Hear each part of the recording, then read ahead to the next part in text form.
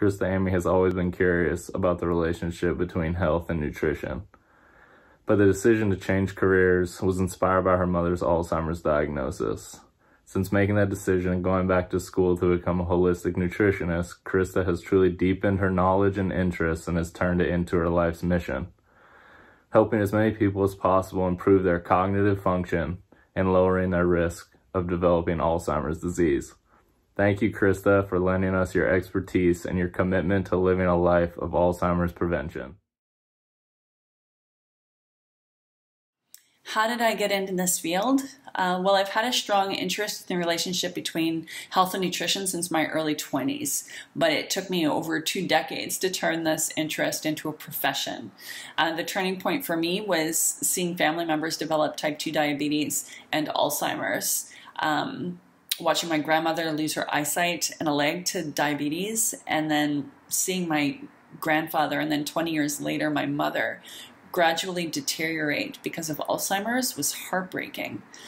So these experiences reconnected me to my relationship with nutrition and the extraordinary benefits that can have on health, leading me to change my career path to become a holistic nutritionist. What are nutritional concerns for someone with an Alzheimer's diagnosis? Well, it's highly individualized, but in general, the nutritional concerns for someone with an Alzheimer's diagnosis are the same as those for someone who wants to actively lower their risk of developing Alzheimer's in the first place.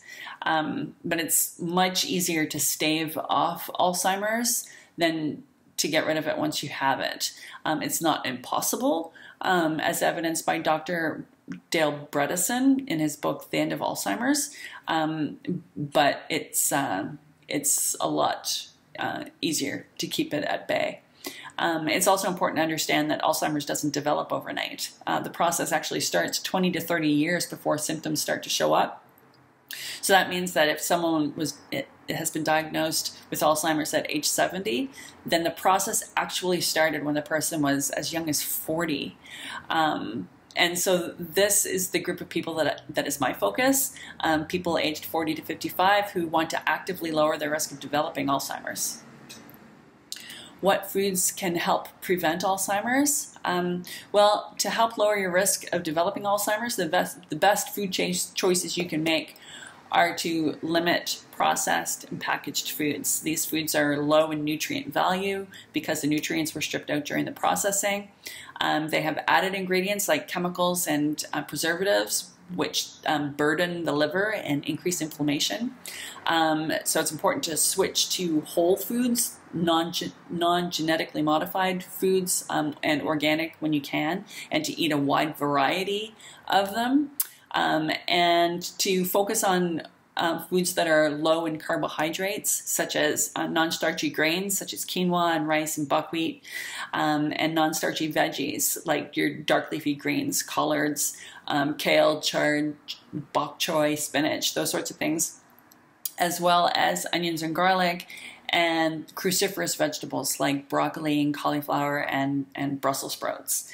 And of course, low sugar fruits such as berries and citrus fruits. And to include a lot of high quality fats, not all fats, but high quality fats that are anti-inflammatory, like extra virgin cold pressed olive oil, avocado, cold water fish such as salmon and herring. And to drink lots of water, basically half your body weight in ounces of filtered water every day.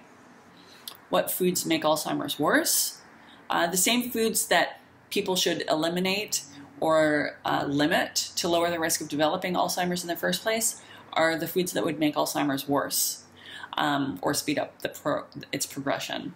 But everyone's different, and so there may be specific foods that are worse for one person than for another.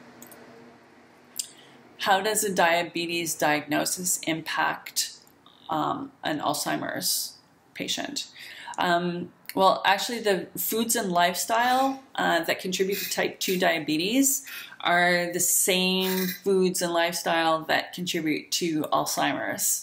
and cardiovascular disease for that matter. There are many similarities between diabetes and Alzheimer's. So many, in fact, that Alzheimer's is becoming known as type 3 diabetes. And if you're diabetic, then your chances of developing Alzheimer's more than double. So managing blood sugar is critical, not only for prediabetes and type 2 diabetes, but also for cardiovascular disease and Alzheimer's. And here's the thing, the brain needs glucose, which is the sugar in blood sugar, but too much is toxic for the brain.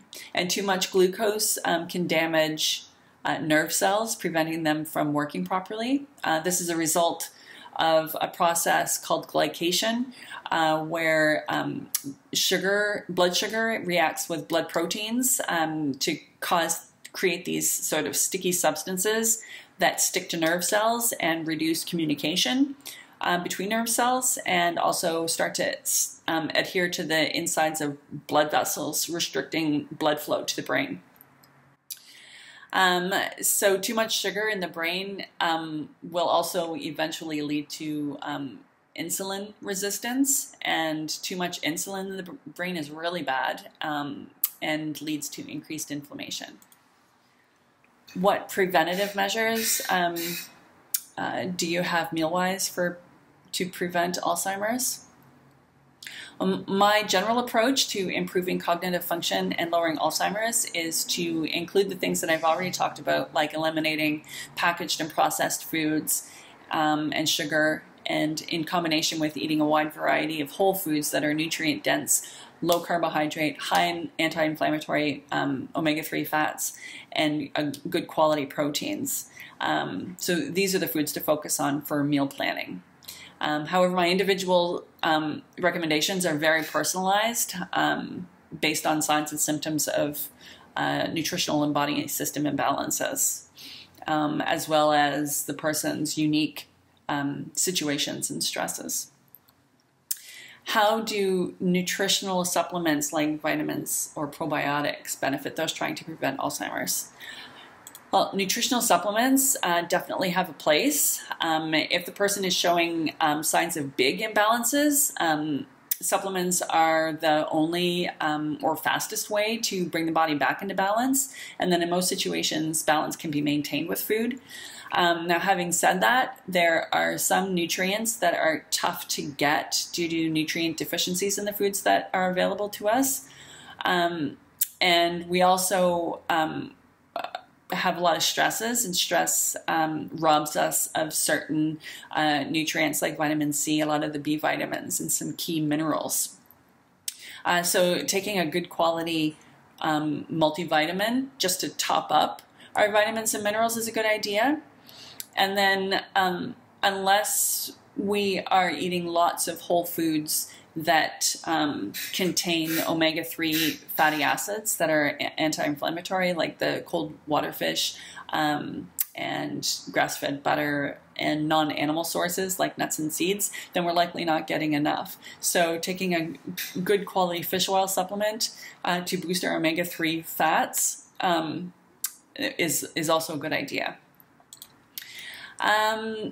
And yes, a good quality probiotic that contains multiple strains of bacteria is also a good idea.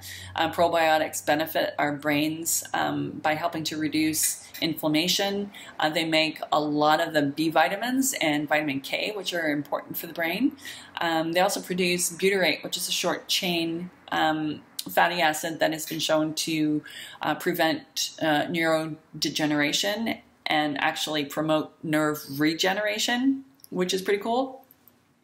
And probiotics also do other important things like help break down toxins that helps out the liver, as well as they bulk up our stool and help eliminating those toxins, and they outcompete bad bacteria for food and space. So if someone is willing to change only one part of their diet, what is the most important change to be made? Well, when it comes to diet, the single most important change that someone can make to lower their risk of developing Alzheimer's is to stop eating processed foods and anything with added sugar. Processed foods, like I said before, have very low nutrient value. They often have ingredients like chemicals and preservatives, which the liver has to deal with, and then that takes the liver away from its other 500 jobs. And processed foods often contain things that aren't recognizable by the body, and that elicits an immune response, which increases inflammation. So in my estimation, that's the most important food change to be made. But if you really want to start to make a difference in your brain health and lower your risk of developing Alzheimer's, then begin to switch to a whole foods or foods made freshly from whole foods. These are high in nutrients. They contain no added ingredients, so there's no label required. They're perfectly recognizable by the body, so the body knows exactly what to do with them. And they just support the body in so many ways, not the least of which is to reduce inflammation. And inflammation is the biggest contributor to Alzheimer's.